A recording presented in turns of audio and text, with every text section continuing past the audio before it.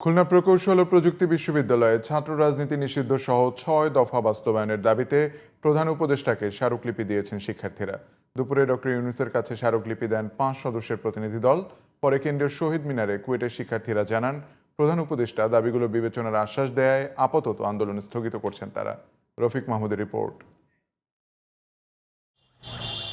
কুয়েটে ছাত্র রাজনীতি নিষিদ্ধ এবং ভিসি প্রভিসির পদত্যাগ সহ ৬ দফা দাবিতে প্রধান উপদেষ্টা ডক্টর মোহাম্মদ ইউনূসকে স্মারকলিপি দিতে রোববার ঢাকায় আসেন ৮০ জন শিক্ষার্থী।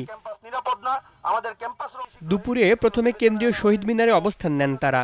পরে স্মারকলিপি নিয়ে রাষ্ট্রীয় অতিথি ভবন যমুনায় যান ৫ সদস্যের প্রতিনিধি দল। প্রধান উপদেষ্টার পক্ষে স্মারকলিপি গ্রহণ করেন তার একান্ত সচিব সাব্বির আহমেদ। শহীদ মিনারে ফিরে শিক্ষার্থীরা জানান, দাবি বিবেচনার আশ্বাস দিয়েছেন প্রধান উপদেষ্টা।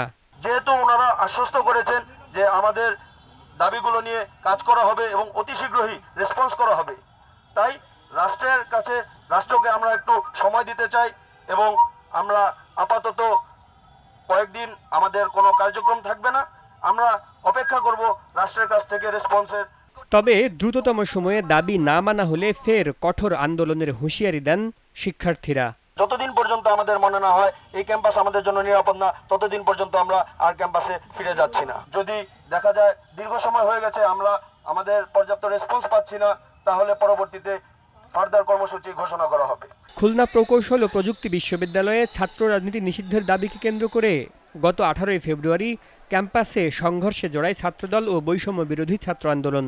এতে উভয় পক্ষের অর্ধশতাধিক শিক্ষার্থী আহত হন। Rafiq Mahmud, GTV news, Dhaka.